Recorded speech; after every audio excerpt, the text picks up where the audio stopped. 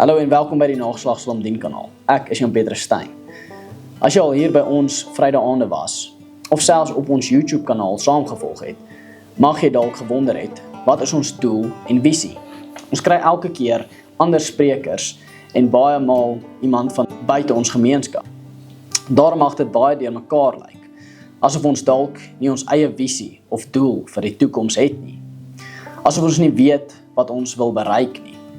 So in hierdie gesprek sal ons poog om ons uitkykpunt te verduidelik, deur om te sê waarin ons glo, ons al vandag moet begin dink, werk en bou, om die toekoms met God se genade en krag in 'n goeie en getroue rigting te beïnvloed. Kom wees deel.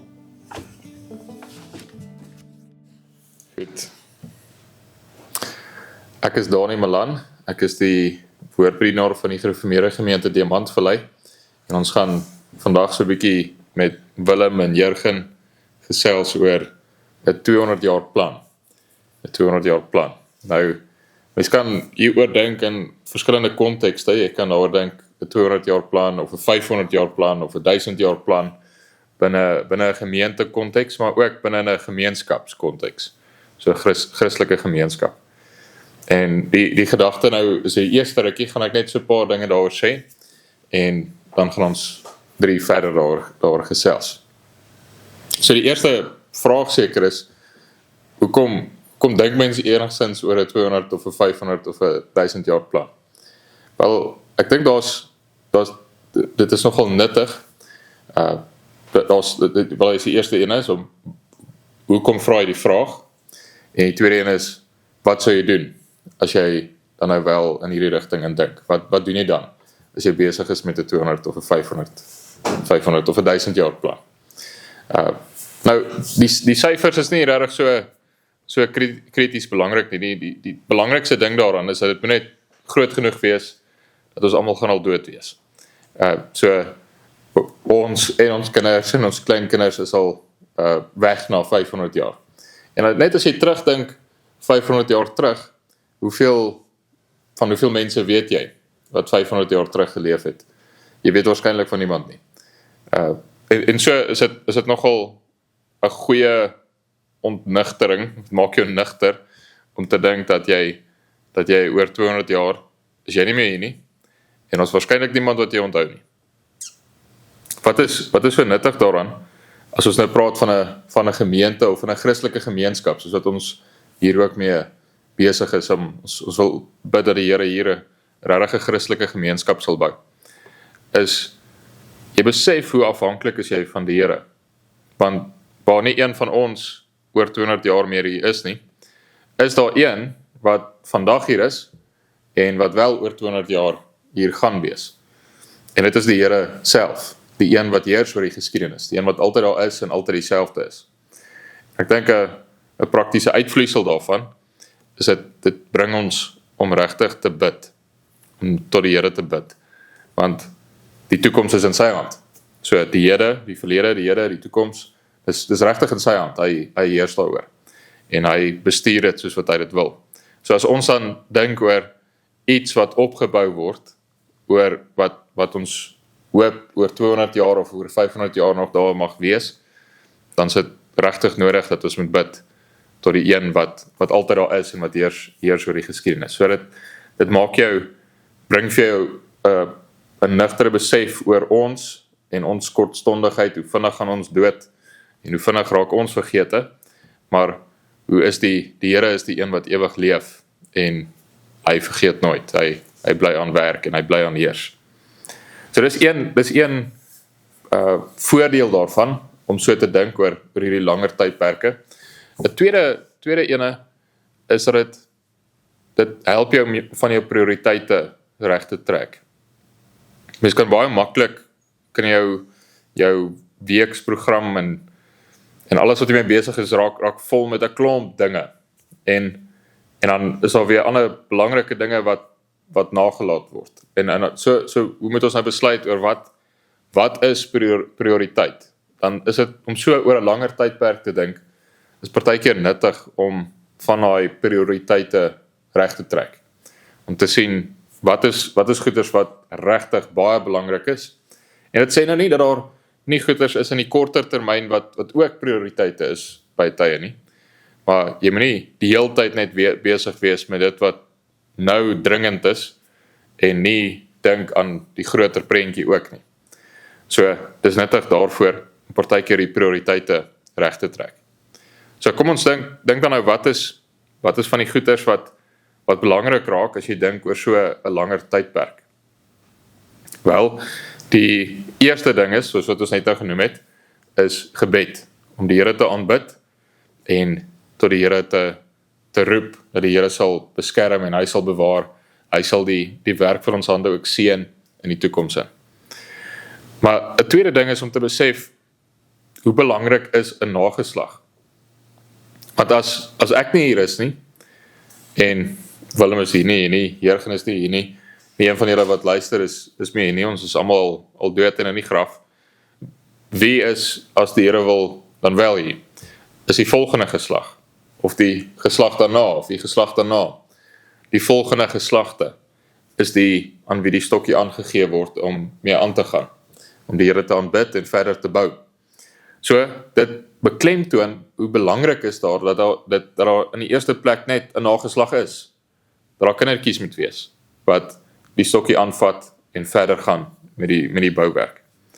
So, dis die eerste ding wat ontsaglik belangrik is. En dit is iets wat in ons tyd, is dit nogal iets wat aangeval word, net die gedagte om 'n nageslag te hê. Dis asof kindertjies is 'n las en nie 'n seëning nie. So kindertjies is iets wat van ons minder moet hê, in plaas van waarvoor ons bid dat die Here meer sal gee. So dis die eerste ding wat ek dink wat dan 'n prioriteit wat reggetrek word. Dis nie dat om 'n nageslag te hê, hierdie is die enigste manier hoe jy daarby uitkom nie. Dit is duidelik in die skrif ook, dat die Here sê, 'n nageslag is 'n seëning, en dit is iets waarvoor jy vra, dis nie iets wat jy wil verhoed nie. Maar hierdie is een manier hoe jy dan net weer sien, kyk maar, dit maak so sin, dat 'n nageslag regtig belangrik is. Maar 'n tweede ding dan is, jy wil nie 'n nageslag hê, wat net ook vir heidens en vir wêrelds en die afgode begin aanbid en afbreek wat opgebou word nie. So, dit moet 'n nageslag wees wat die Here dien. 'n nageslag wat vir die Here lief is.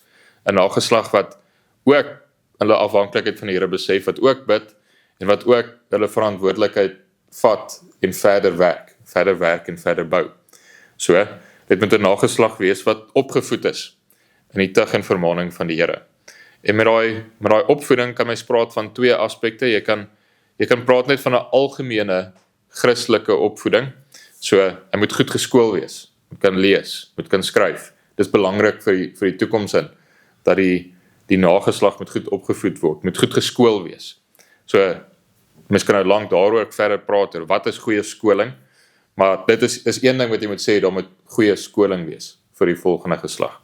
En die volgende geslag nie net in die algemeen goed geskool wees nie, maar moet ook opgevoed wees, soos wat ek al gesê het, in die tug en vermaning van die Here. 'n nageslag wat geskool is, wat die Here vrees en wat die Here dien, wat vir die Here lief is, wat sê, alles op hierdie aarde is syne, en ek is ook syne. Alles wat ek is, alles wat ek doen, moet vir hom wees.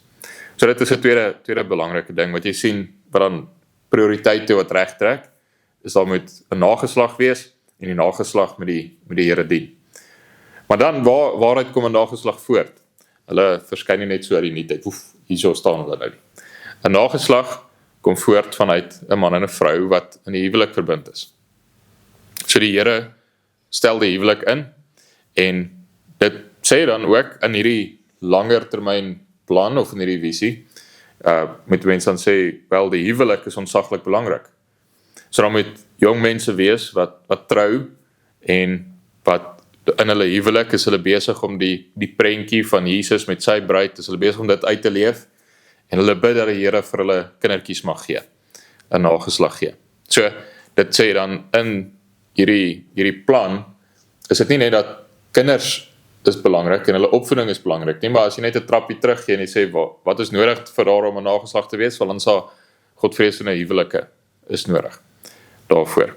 Goed, so dit sal 'n tweede ding wees dan, wat nogal beklemtoon word, as daar so 'n gemeenskap gebou word, is goeie en gesonde huwelike, en dat dat die jong volgende geslag wel in die huwelik tree. Partykeer vergeet mense van, as jy laat trou, dan is daar minder kinders. So as jy, dis nie dat jou die vrugbaarheid is dieselfde deur die vrou se leeftyd nie. Dit neem drasties af deur die vrou se leeftyd. So dit is, sy is vrugbaar en dan raak sy al hoe minder vrugbaar. Dis maar hoe die Here die vrou se liggaam gemaak het. Dit is nie te sê dat 'n ouer vrou kan nie 'n kind kry nie. Ons het baie voorbeelde daarvan in die Bybel, van hoe die Here die moederskoot open. Maar in die normale orde is dit makliker en nie net in terme van dat die Here meer kindertjies gee as die mense jonger trou nie, maar dit is ook makliker vir die vrou fisies om te kraam as hy nog jonger is. Hoe ouer 'n vrou raak, hoe moeiliker raak dit. So, daar's 'n paar dinge. Dan, die eerste ene is 'n nageslag wat geskool is, en die klem op die huwelik, en om die jong mense ook aan te moedig om te trou. En julle is ook 2 relatief jong manne, en ek dink julle is albei ook relatief onlangs getrou, Willem 'n bietjie meer onlangs, en ek vertrou julle altyd sal sê, julle beveel dit ten sterkste aan. Dis baie lekker. Goed, so dis 'n derde ding, is die klem op die huwelik. Maar goed, nou het jy, ek dink, dis nou iets wat ons al 'n vorige keer in soveel detail ingegaan het, maar moet dan ook daar iets van die regte verstaan wees van wat is 'n man en wat is 'n vrou. Dis ook iets wat in ons tyd kwaai aangeval word, is Bybelse manlikheid, Bybelse vroulikheid, en hoe lyk die verhouding tussen 'n man en 'n vrou. En een van die uitvloeisels daarvan, mens kan nou 'n hele opname net daaroor maak, oor elkeen van hierdie temas eintlik, maar een van die aspekte daarvan, van wat is die plig van die man, is dat hy moet uitgaan, en hy moet hard werk, en hy moet die middele inbring vir sy gesin, om van te kan leef. En die vrou is meer gefokus na binne in die huis. Sy is gefokus op die kindertjies, sy is gefokus op haar man. Dus hy kyk na die huishouding, die man gaan uit en bring in.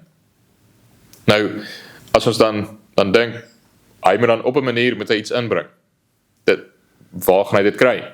Wil dit sê, daar moet 'n beroep wees. So dit sê dan ook, daar moet besighede wees.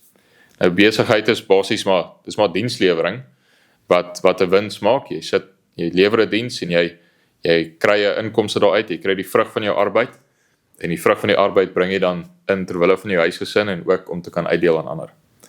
So nou beteken dit vir hierdie groter gedagte oor 'n langer tydperk, 'n gemeenskap wat opgebou word, is daar besighede nodig, sodat die hoofde van die huise inkomste kan kry, en so hulle gesinne kan versorg, en die kindertjies kan versorg, ook met die oog op die toekoms. Maar dit kan wees dat elke hoof van die huis bou sy eie besigheid op, maar het kan ook wees dat hier's 'n paar sterk besighede, wat maak dat die manne dan ook daar vir 'n ander persoon kan gaan werk. Maar dis baie belangrik, en dit beteken ook daai besighede, wil 'n mens half hê, as jy nou praat van 'n gemeenskap opbou, daai besighede moet redelik geografies ook bymekaar wees, sodat die gesinne bymekaar kan bly. Jy kan nie iets groter as die huisgesin, 'n gemeenskap, 'n Christelike gemeenskap opbou, sonder iets van dat jy geografies bymekaar is nie. So die werksgeleenthede moet bymekaar gesentreer wees, rond in 'n area wees. En dit bring jy dan by 'n volgende tema, en dit sê blyplek. So dis nie dat hierdie ouens bly in die wolkies of onder die bome nie, hulle kort huise. So dit beteken ook kort grond. Daar's grond wat bekom moet word, sodat daar huise opgerig kan word, sodat die huisgesinne daar kan woon, en dat hulle dan van daar af kan gaan na die werksplek, die manne, en hulle bring die middele in, en daar groei 'n huisgesinnetjie. En soos wat hierdie huisgesinne dan nou geografies bymekaar is, dan is hulle besig om in 'n gemeenskap saam te werk, en 'n Christelike gemeenskap prys op. So dis 'n volgende ding om aan te dink, is die belangrikheid van grond. Net eenvoudig om grond te bekom vir die gemeenskap.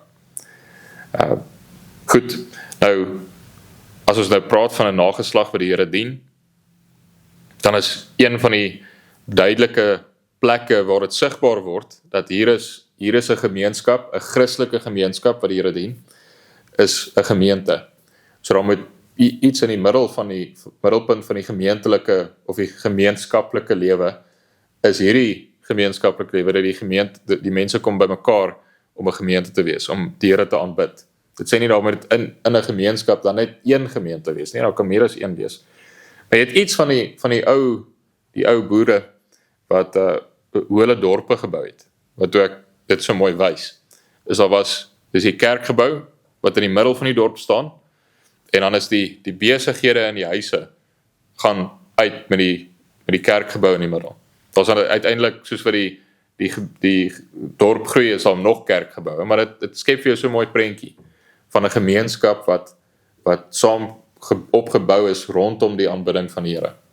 So 'n belangrike ding oor so langtermyn gedagte is dat hierdie gemeenskap moet dan die ene wat altyd daar is en die ene wat heers oor alles, hierdie gemeenskap moet hom regtig aktief aanbid, moet hom dien. En dit veronderstel eredienste en dit veronderstel gemeentes. So dit is 'n belangrike klem dan. Ook in 'n gemeenskap is die oproep na die erediens en na die erediens onderhou word, dat daar 'n gemeente mag bly bestaan waar die Here aanbid word. Nou, ons het nou gepraat ook van 'n gebou en dit wat daar rondom oprys.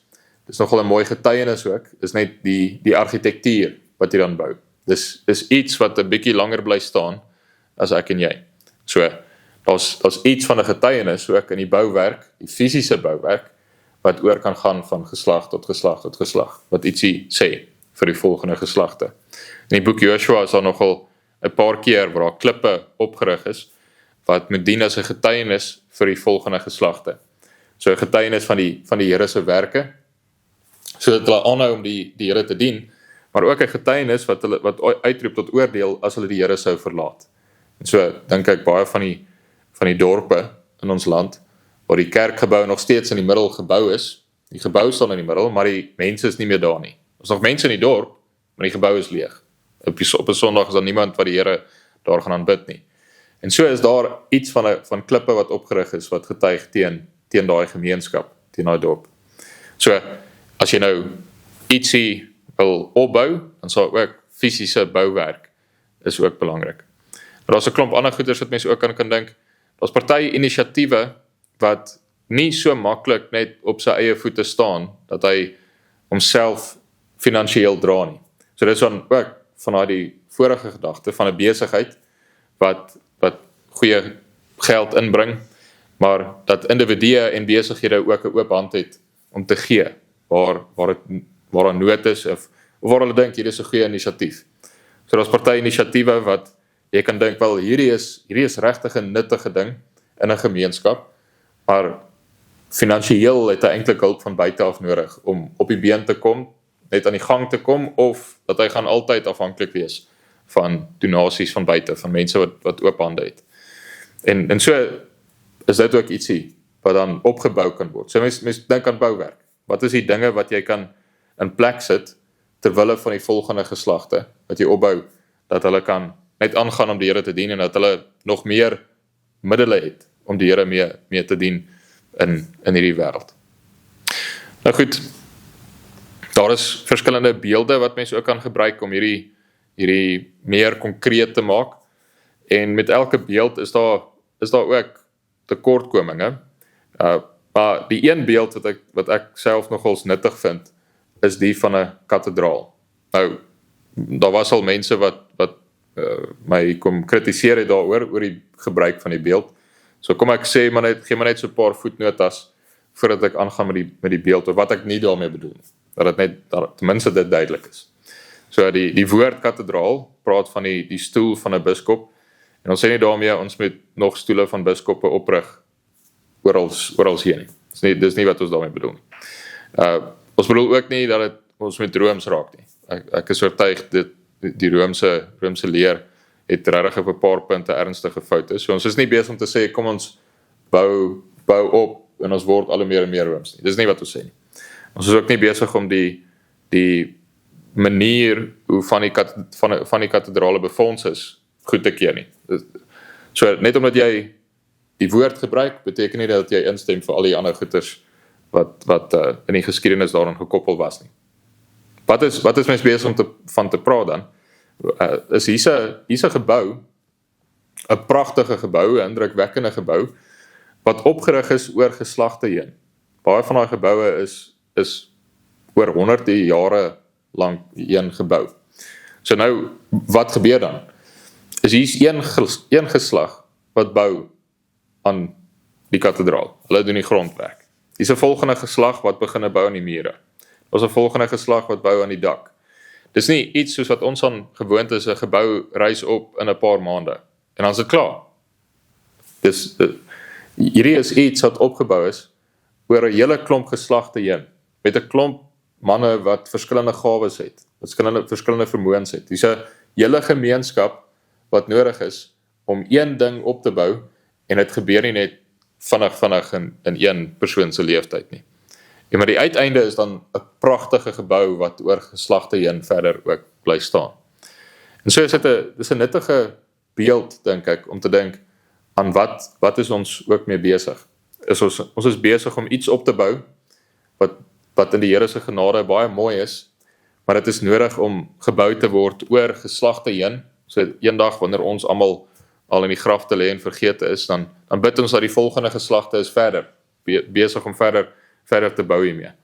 En ons het 'n klomp mense nodig wat verskillende gawes het, verskillende vermoëns om deel te neem aan die bouwerk. En dan is dit nou nie dat is net hier wat dit moet gebeur nie. Daar's iets van 'n as daar een gemeenskap is wat besig is om te bou en wat opgewonde is, dan sal iets daarvan van 'n volgende gemeenskap wat ook geprikkel word daardeur. Om te sê maar wat van hier ook, en dat dit mag versprei verder en verder, dat dit nie net in hierdie ou klein areetjie bly nie, maar daar's eintlik so iets van 'n droom. Wat as hierdie aanhou gebeur oor 200, oor 500, oor 800 jaar? Hoe sou Suid-Afrika dan uiteindelik lyk? Al kan ons ook daaroor droom. Ja, so dis 'n paar inleidende gedagtes. So nou kan ons 'n bietjie verder daaroor gesels, ons drie. Ja. Ja, om seker ons voorstel. Ekskuus, ek is Jurgen Linde. Ek is nou nie 'n voorbedienaar of nog in die kerk doenig nie. Ek is ook in gereformeerde gemeente Diamantvallei. Ek is 'n ingenieur by beroep en onlangs getroud, ook 2 jaar getroud gister, per toeval. En ook onlangs geseën met 'n baba seentjie. Ja. Ja. Ek dink een van die groot vrae wat altyd opkom is dit nie selfsugtig om te sê ek wil hê my nageslag met die Here dien nie? Is dit nie half in 'n sin jy wil hê dat iets van jou in die Engels sal sê legacy, maar jy wil hê jou legacy moet voortbou? Is daar nie in 'n sin selfsugtigheid as mens dit sê nie? Ja, wel, jy kan ook nou inval, maar ek sou sê dit is seker moontlik dat jy hierdie doen vanuit 'n gedagte van want dit moet myne wees. Gaan oor my. Maar dit is nie noodwendig so nie, en mens sien dit nogals op in die skrif ook, is die verlange na die nageslag, en ook dat die nageslag moet aanhou om die Here te aanbid en te dien. En so jy kan dit ook sien vanuit 'n ywer vir die Here, is die Here moet altyd aanbid word. En dat jy wil hê ook dat die volgende geslagte met die Here aanbid. En hoeveel te meer is dit dan net natuurlik om te sê, hier gee die Here vir my 'n kindjie, ek hou 'n babietjie vas, en nou raak dit baie meer konkreet. Dit is nie meer hierdie ou vaading van die nageslag. Ja. Die nageslag is net hierdie gesiglose ietsie. Hier is die nageslag nou hier in my hande. Hier lê die ou kleintjie. Maar ek wil hierdie enetjie moet ook die Here dien. So, jy kan dit seker doen vanuit iets van 'n selfgerigtheid, en dit gaan oor my, 'n selfbeheeptheid. Maar ek dink, as jy in die skrif lees, dan is daar 'n mooi gesonde verlange na die aanbidding van die Here, en ook dat jou eie nageslag met die Here ken en vir die Here lief is. Dis tog as jy vir iemand lief is, dan wens jy vir hulle die goeie. En wat is die heel beste? Wat is die heel beste is as iemand die Here mag ken en die Here mag dien. En as jy kan deel wees van sy koninkryk. En so, as ek vir hierdie ou klein lyfietjie lief is, dan is dit ook, ek wens vir hulle die beste. En die beste is dan om die Here te dien. Ja. Ja, die vraag is seker, hoe ken die Here daai taak aan jou toe? Want jy kry ouens wat nooit trou nie, jy kry mense soos Paulus, wat geroep is om apostels te wees. En die Here gee hom 'n sekere deel, wat hy moet getrou wees oor, en hy moet dit deursien. En dit is sy deelname aan hierdie gebou wat die Here bou. Maar oor die algemeen is dit nie die Here werk nie. As jy 'n gesin het, jy het getrou, jy het kinders, dan is dit die taak wat die Here aan jou opdra. Jy kan nie dan sê, nee, maar jy wil liewer iets anders gaan doen nie. Dit is baie duidelik jou roeping. So en dit is aan jou taak om jou kinders op te voed, nie in die eerste plek om 'n ander se kinders op te voed nie. So dit kan of selfsugtig wees, maar of dit kan net gewoon toewyding wees aan jou roeping en die deel wat die Here vir jou gegee het. Dat jy voor die Here staan soos Joshua en sê, ek en my huis, ons sal die Here dien. Die gebied waaroor hy my verantwoordelikheid gegee het. Ek sal seker maak, ek doen my deel wat dit betref. En ek tree op met die middele wat hy gegee het, al is dit klein. En waar gaat dit groei? Ja, ek dink mens, baie sal dink, hoekom dink mens aan 200 jaar, maar die oomblik as jy 'n seun kry, as die Here jou seun met 'n seentjie, is 'n vraag wat outomaties net in jou gedagtes kom, en ek dink, en dis ook hoe die Here sy kerk bou. Ek dink daar's baie mense kyk oor die feit dat as kinders in gelowige huise groot word, hulle dien die Here, hulle lei hulle kinders in dieselfde leer en dieselfde geloof op. Dit is hoe die Here ook sy kerk bou oor die eeue. Ja. Stel ook jouself ook 'n bietjie voor dan. Ja, ek is nou al die derde een van ons wat in hierdie gereformeerde gemeente op die Landvles. En ek geniet dit baie, en ek is onlangs getroud. Ja, nog nie 2 jaar nie. Ja. En ek is projekbestuurder en 'n student in klassieke Christelike studies op hierdie stadium. Ja, dis wat ek doen. Ja. En jy is eintlik ook betrokke by die poging om iets van 'n skool op te rig, nee? Ja, dit is waar, ja. Ja. Ons doen dit ook, ons probeer dink oor hoe gaan ons opvoeding aanpak in die lig van wat ons nou gesê het. En ja. En so ek wil net 'n bietjie byvoeg by wat jy gesê het vroeër. Het kan klink as mens sê, okay, dis ons droom, asof dit hierdie plan is wat ons nou daar spesiaal maak. Ja, ons het 'n droom. Ons het 'n droom, ons wil hierdie sien gebeur. Maar dit is nie eintlik net 'n droom nie, dis meer soos dis 'n opdrag. Ja. Dit is nie asof die Here gesê het, hy het ons hier op aarde gelos en gesê, ek gaan droom, wat ook al julle wil, doen dit, en kom kyk wat kom daarvan nie. Dit is, hy het letterlik vir 'n handjievol disippels gesê, gaan en ben in die wêreld, gaan, soos, nie net gaan en maak 'n disipel van jou buurman, en hopelik as julle oor 500 jaar 'n gemeente van 60 of so nie. Dit is ook nie eens net soos gaan kry vir Rome nie. Dit is gaan en maak disippels van al die nasies oor die ganse wêreld. En as julle nog getwyfel het en of julle hierdie gaan regkry, want ek bedoel, as enigiemand vir ons nou sê, gaan en vat almal aan, soos die hele wêreld, moet vir niemand terugstaan nie. En jy dink, joh, okay, ons is 12, 11 hier van ons, wat kan julle doen? Jy's 'n visvanger, jy's 'n loodgieter, en jy's 'n boer, soos, wat is die kans?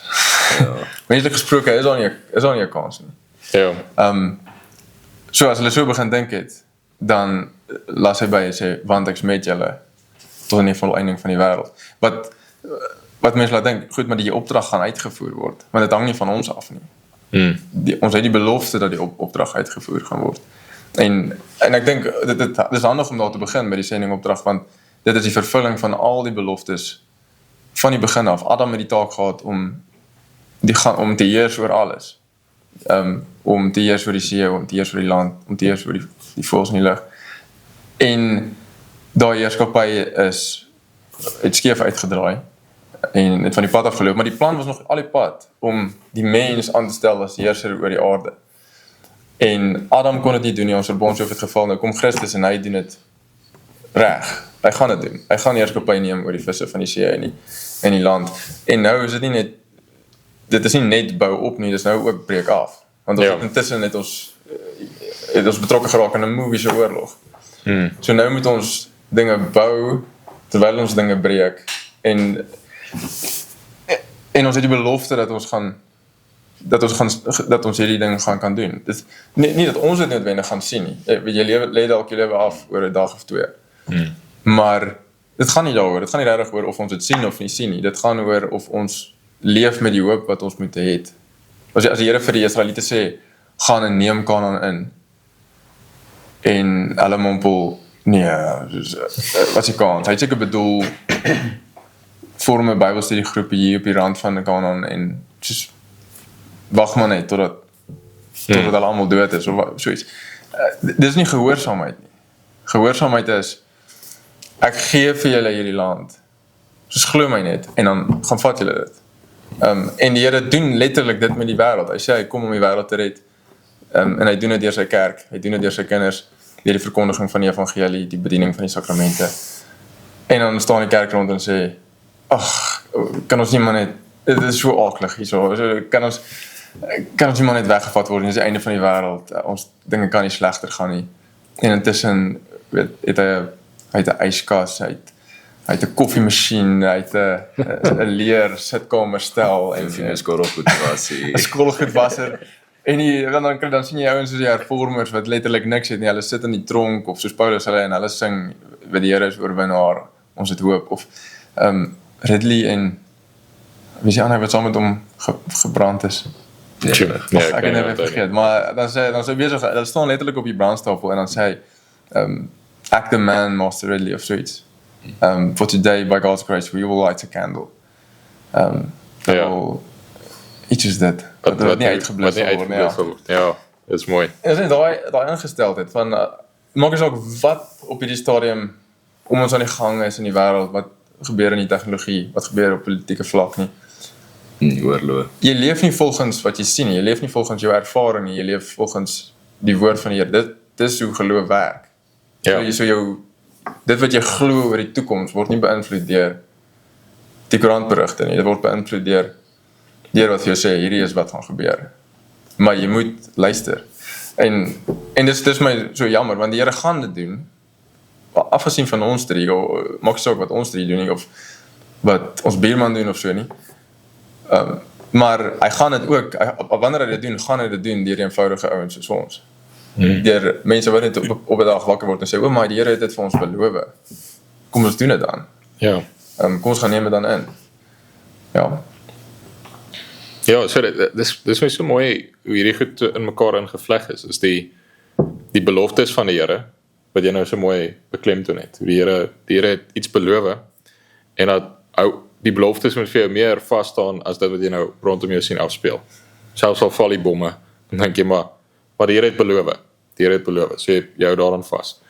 En so jy kan dit, maar dan uit die beloftes van die Here vloei ook die pligte wat hy op ons lê, die bevele. So, maar jy sê nou net kon fokus op die bevele, en dan sien jy, maar dis waartoe dinge moet gaan. En dan maar, ek dink dit is beter om te begin by die beloftes, en dan sien jy, maar dit is waartoe die Here gaan met dit. En dan maak jy 'n deel daarvan. Maar jy kan nou van hierdie kant af begin en sien jy, maar dis waartoe alles gaan. Dan kom jy by die pligte wat die Here lê, en dan sê jy, maar dis waartoe alles gaan. En dan kan jy net daaroor nadink om te sê, maar wat maak sin? Wat maak sin? Dan sê jy, maar dis waartoe alles gaan. So dis so mooi hoe die Here alles aan mekaar sit. Ook in die ontvouing van die geskiedenis en alles. Maar ek dink jy lig 'n baie belangrike punt uit. Ek dink, as ek terugdink aan my eie lewe, ek dink baie van die kringe waarin ek was regtig alles is verlore. Dis oorlewing. Dis net oorlewing, ons byt maar net vas maar selfs nie oorlewing nie, dit is maar net hoe lank gaan ons nog vasbyt voordat ons ook weg is. Dis net alles gaan onder toe. Alles raak. En ek het begrip daarvoor as jy nou dink net aan die laaste 30 jare wat van hoe dinge in die infrastruktuur agteruit gegaan het. Daar's 'n geslag wat gesien het hoe dinge mooi is en die paaie is reg en die geboue is mooi versorg En wat hulle het daai geken, hulle sien alles is nou sleg.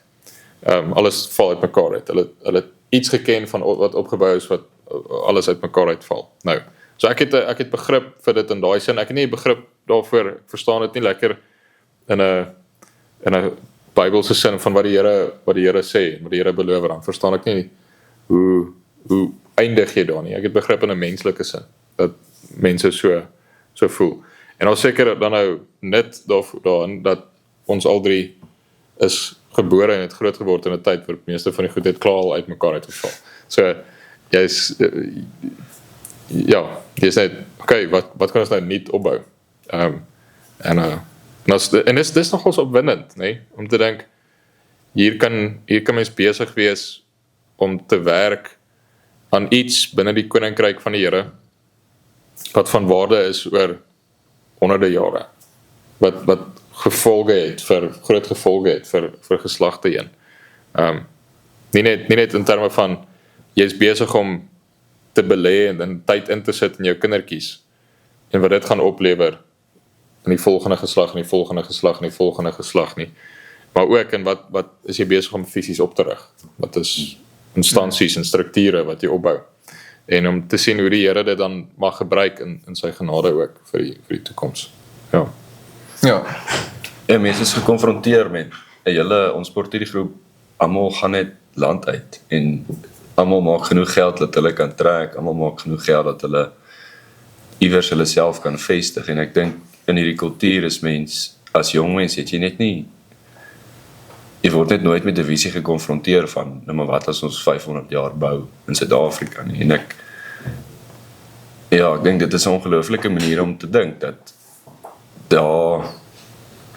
dit wat jy hier doen, jy kan so dink, en die Here sê jy moet so dink, en soos Willem sê, dis nie 'n droom nie, dit is ook 'n opdrag vir ons elkeen, en dis soveel dinge wat dit aanraak, jy dink aan, as jy nou aan beroepe dink, watse beroepe gaan oor 200 jaar met ons wees, gaan ons terug gaan na klippekap, watse tipe boumateriaal gaan ons gebruik, watse tipe, ek dink, die geleenthede is eindeloos, daar's nie 'n einde aan dit is hoe die Here dit gemaak het. Dit is hy is vir ons so genadig, en soos al die goed wat ons al klaar vandag het, hoeveel te meer kan ons doen met die middele wat ons besit, met die tegnologie wat ons besit. Ja, en ek dink mense het nie die antwoorde van wat se beroepe gaan daar wees, maar mense kan beslis daaroor besit. Ja. En dit is so opwindende ding om oor te gesels.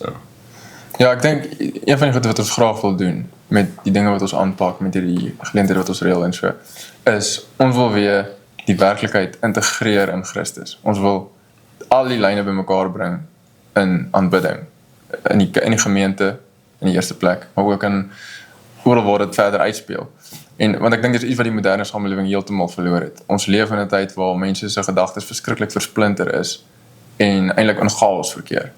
En soos wat ons nou dink oor die opvoeding, kom ons dit agter, die onderwerpe en word aangebied in hierdie hokkies, dat jy doen nou wiskunde, dan doen jy biologie, dan doen jy taal, maar dit is alles sulke afsonderlike geslote vakke of gebiede wat nie regtig praat met mekaar en nog minder praat tot teologie, tot wat die Here is en wie die Here is nie. En mense sien dit as jy kyk na die hervorming van, of toe Israel nou terugkeer uit ballingskap uit, die heel eerste ding wat hulle oprig is die altaar en dan die tempel en dan die mure. So dit begin by aanbidding. As die aanbidding reg is, dan kan ons begin dink oor uitbrei, soos wat kom volgende, en waarskynlik een van die eerste goede wat volgende kom is opvoeding. Hoe hou jy ten minste wat jy het vir die volgende geslag? Want het help niks, jy bou uit, terwyl jy nie oor geslagte kan bou nie, dan gaan jy net weer verloor wat jy het, as almal so dink. Maar as die aanbidding reg is, en as ons daai vrees van die Here het, en ons het die agting vir sy woord, dan kan al die afsonderlike goeders kan begin sin maak op, soos hulle moet sin maak. Dan praat die verskillende vakgebiede, die verskillende beroepe, almal tot die kern van hoekom ons hier is. So ons wil dit graag doen, dat mens weer daai geheel beeld kry van die koningskap van Christus. Dat jy kan letterlik niks doen, wat nie heeltemal alles daarmee te doen het nie. Dat jy leef voor die aangesig van die Here wat jy ook al mee besig is. En dat dit uitspeel op 'n baie praktiese manier, dat jy regtig, dat die woord van die Here nie net 'n aparte vakkie is op 'n skool, in 'n skool nie, maar dat dit die fondasie is waarop jy hierdie res van die goeders probeer pak. Soos jy bou letterlik daarop. En dan word dit alles weer saamgevoeg in die verheerliking van die Here, soos van hom en dan weer tot hom. Dit is die een ding, en die ander ding is, as jy so praat van jong mense wat so uitsigloos rondval, of ten minste hulle verval in selfsug, soos, ten minste moet ek net oorleef in 'n goeie loopbaan hê, en hulle dink nie aan hulle kinders nie, hulle dink nie aan hulle medemense nie, of hulle dink nie aan die kerk nie. En dan, toe dit begin thuiskom het by my, dit was besonder geweest om te besef dat al die goeie wat jou opgebonde maak wanneer jy jonk is, al die stories wat jy lees en jy dink, joh, as jy 'n storie lees en jy kan dit nie neersit nie, soos iets regte vyande, iets ouens wat sleg is, en daar's ouens wat veg teen hulle, en soos daar's sin en daar's betekenis in hierdie, soos jy gaan van bladsy na bladsy. Daai avontuurlikheid en die greep van iets so opwindends, wat jong seuns en meisies kan boei,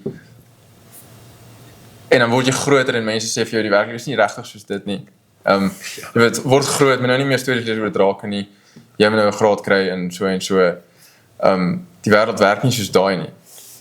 Maar dan gaan jy terug na die Bybel toe, dan kom jy agter, selfs die bietjie wat jy van daai avontuurlikheid ervaar, en die opwinding wat tot jou spreek, is eintlik 'n afgewaterde weergawe van die werklike storie. Van ons veg letterlik teen 'n draak. Ja. Soos min mense dink so daaroor, maar dit wat die Here sê ons oor hom moet dink. En hy is nie 'n idee of net 'n ideologie nie, dis 'n wese met sekere planne, met 'n sekere ingesteldheid, hy het absolute haat vir alles wat goed is. Hy het hordes aan sy kant. Hy werk deur middel van goedes wat ons nie kan sien nie, hy gebruik leuns. So en veral jong mans wat nou op hierdie oomblik sit en hulle voel soos, wat is die sin in die lewe? Hulle gaan speel rekenaarspeletjies want hulle voel, hulle het hierdie instink dat daar moet 'n oorlog wees.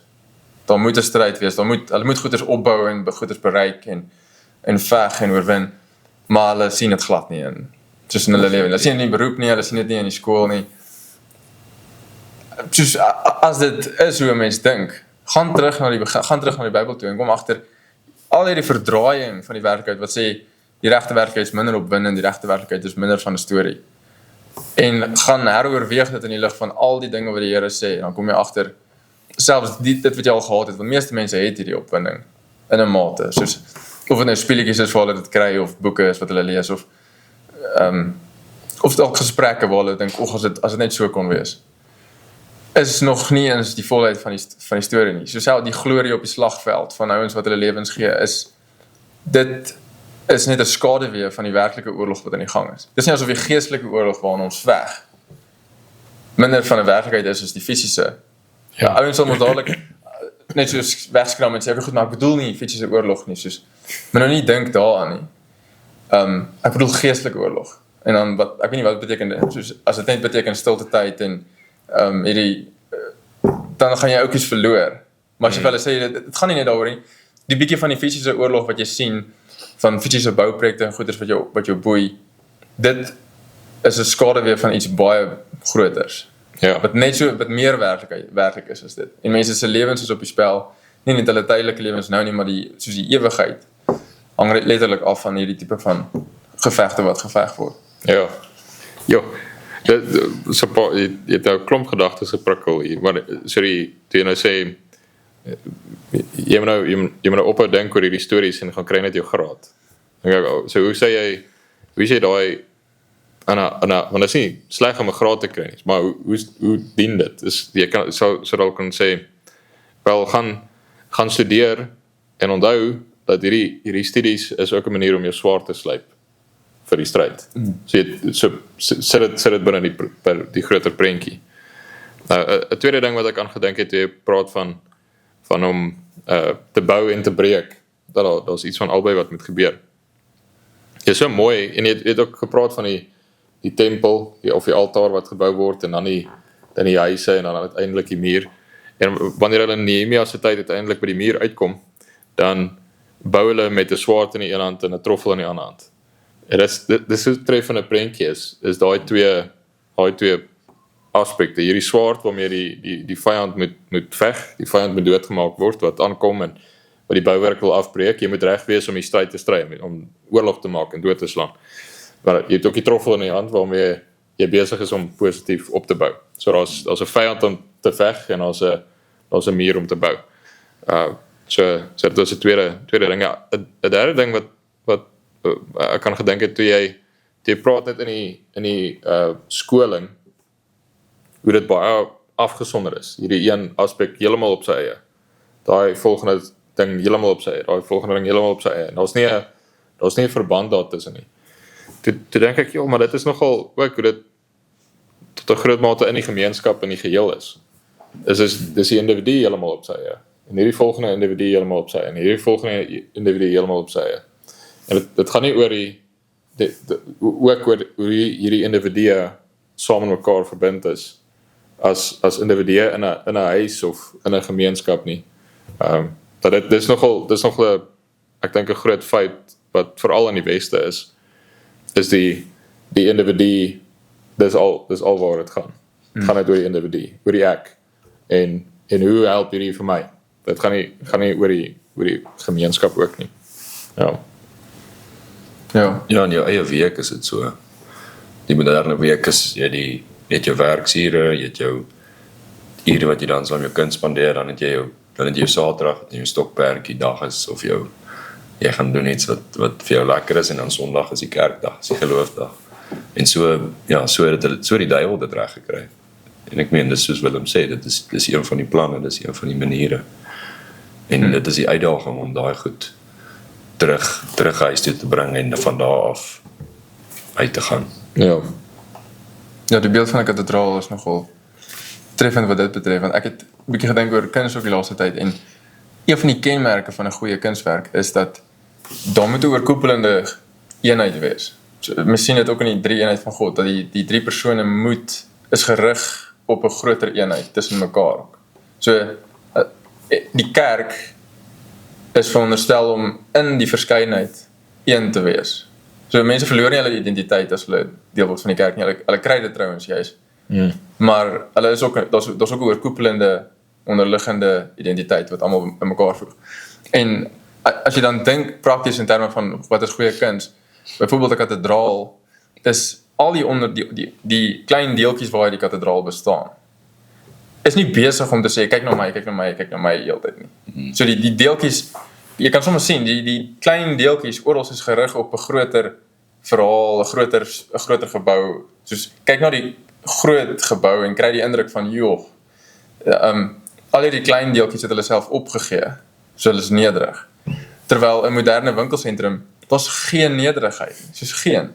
Jy loop daarin en elke liewe ding wat gebou is skree, soos kyk na my. Soos al die advertensieborde is dit. Al die moderne winkels is soos dit. As net 'n muur vol borde wat sê ek is die belangrikste.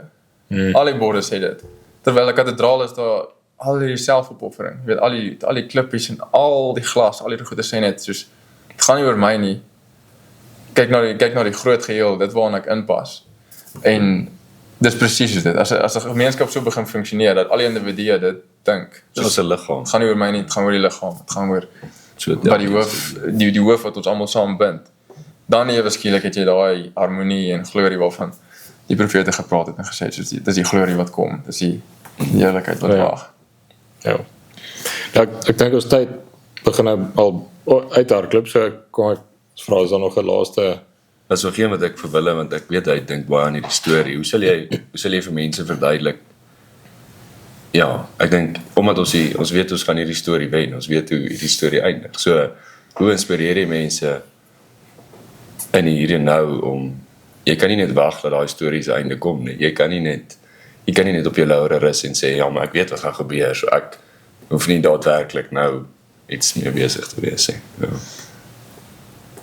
Ja, dit klink so eenvoudig, maar geloof is nie so eenvoudig nie. Soos as Dawid daar staan voor Goliat om net te sê, wel, ek weet hoe hierdie gaan uitspeel, is nie so maklik nie. Dit is dalk tegnies so as jy nou in jou kamer sit en jy dink, okay, goed, ons gaan wen. En ek het al baie op myself gevang en dink, soos, joh, dit is wonderlik. En, Ja. maar dan kom jy op 'n punt, dan hou jy nou aan lees en besef jy, maar goed, dit word uitgewerk deur daai eenvoudige besluite. Daar waar jy besluit om op te staan, nie nog te slaap nie, of daar waar jy besluit, ek gaan opstaan vir die waarheid hierso, ek gaan nie dit laat lê nie. Of waar jy iets aanpak waarvoor niemand anders kan sien nie. Want dis nie asof dit van self gaan gebeur nie. So die Here gaan dit doen, maar hy het 'n liggaam. En daai liggaam is ons. So en dan kom so 'n bietjie terug na die gesprek oor God se soewereiniteit en ons verantwoordelikheid. Moenie die twee probeer soos eintlik vernietig deur die hele tyd die een oor die ander in te speel nie. Vat albei is net so waar. Ons het ten volle is verantwoordelik en God is ten volle in beheer van sy ganse skepping. Van begin tot einde. Daar's niks wat buite sy wil plaasvind nie. Maar terselfdertyd het ek die volle verantwoordelikheid om besluite te neem, om dit uit te voer. En as ek dan eendag doodgaan, dan gaan ek terugkyk en ek gaan sien, joh, daar was iets groters aan die gang gewees agter al hierdie besluite. Want dit gaan moeilik gaan. By tye gaan jy dink, jy gaan deur die stad ry en dan dink jy, hoe op aarde? So ek het al deur die middestad en so, dan ry jy daardeur of groot lughawens waar daar niks van hierdie integrasie is nie, waar Christus nie eens daar's geen sprake van hom lyk dit nie. Dis al hierdie verskillende gelowe, almal dis en dan dink jy, die Here het vir ons gesê kom en vat hierdie plekke aan. Soos op 'n punt gaan iemand dit moet doen uit die kerk uit. Ons weet nog nie hoe lank gaan die geskiedenis aangaan nie, maar dit kan nog duisende jare aangaan. En op 'n punt gaan iemand daarso moet die moed hê om net te sê, hey, dis ons verkondig vir julle die Here wat opgestaan het. En julle het geen reg om julle te verset nie. Die Here se oordeel kom vir julle as julle aanhou om julle self te verset. So hoe inspireer jy ouens? Soos hoe die Here dit gedoen. Hy het vir Joshua gesê, wees sterk en hou moed. En dink aan wat ek gedoen het vir julle vaders.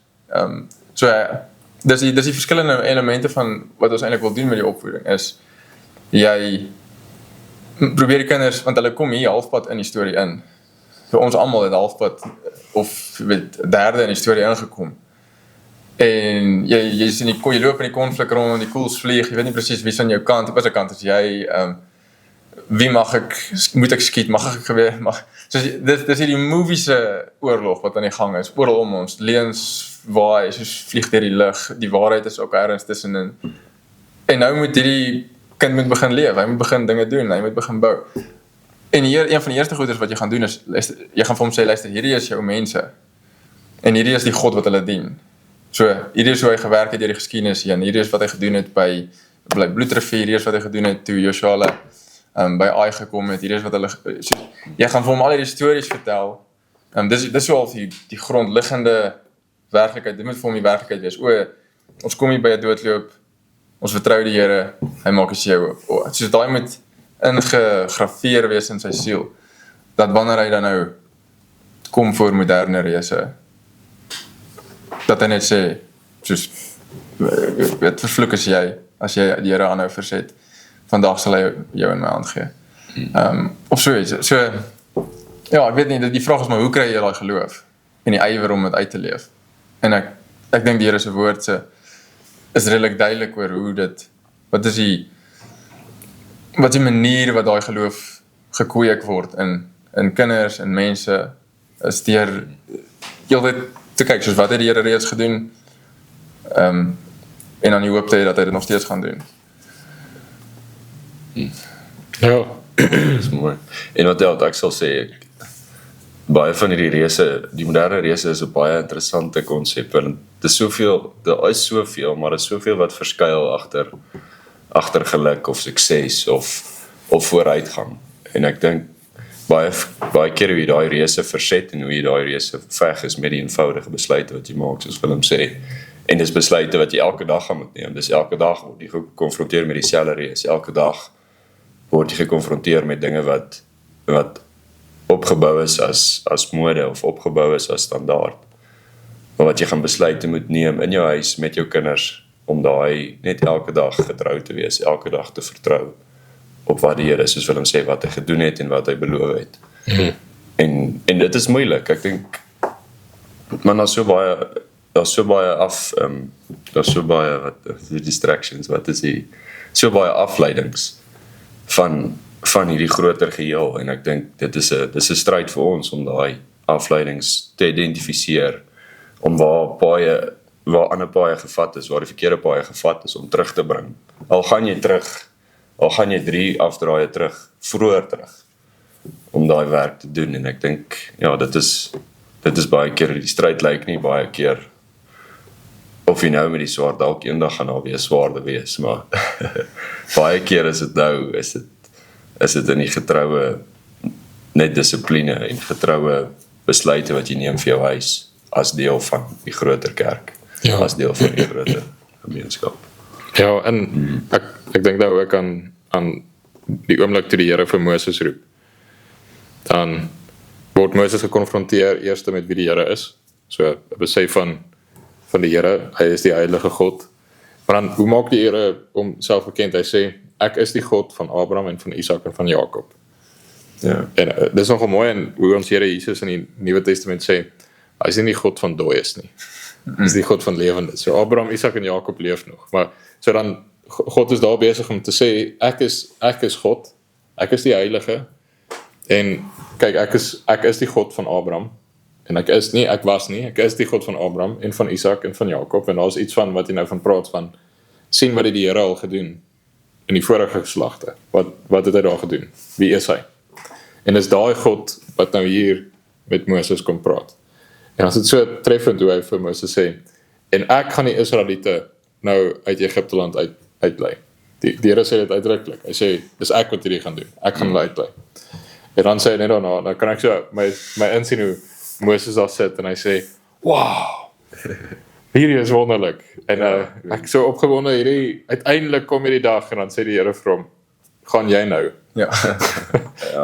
en gaan haal hulle, en dan, so daar's iets daarvan, die Here wat sê, dis ek wat dit gaan doen, maar die Here, die normale manier hoe die Here werk, is hy gebruik middele, so hy werk ook deur mense, en so stuur hy nou vir Moses, en hy sê, ek gaan hulle uitlei, maar ek gaan hulle uitlei deur jou wat gaan, en daar's allerlei prentjies wat ek dink daarin ook is, maar dan het jy daarna het jy vir Moses wat sê, wow, wag, ek kan nie, ek kan nie hierdie doen nie, ek kan nie, wie is ek, en hy vra al die vrae, wat hy dink wat hom diskwalifiseer, uiteindelik sê die Here net sy voet neer en sê, maar jy sal gaan, dit sal jy wees, en ek dink, daar's ook iets vir ons, in ons tyd, is dat ons weer besef, wie die Here regtig is, weer die geskiedenis besef van hoe die Here gewerk het, weer die beloftes van die Here sien, en wat hy sê, wat hy nou gaan doen, en dan ook die Here se stem hoor van, maar gaan jy in bou, gaan jy in werk, gaan doen jou ding, doen jou, dit wat die Here jou voorroep, en al is dit iets wat jy sê, hierdie is te groot, ek kan nie lekker sien hoe moet ek hierdie doen nie, ek is heeltemal te klein, wel, ja jy is, maar die Here is nie, so kom ons gaan, en ons bou en werk voort, Oké, dankie manne, Ja, dankie. dit is lekker met julle te kuier hier, ja. Sien julle weer. Ja.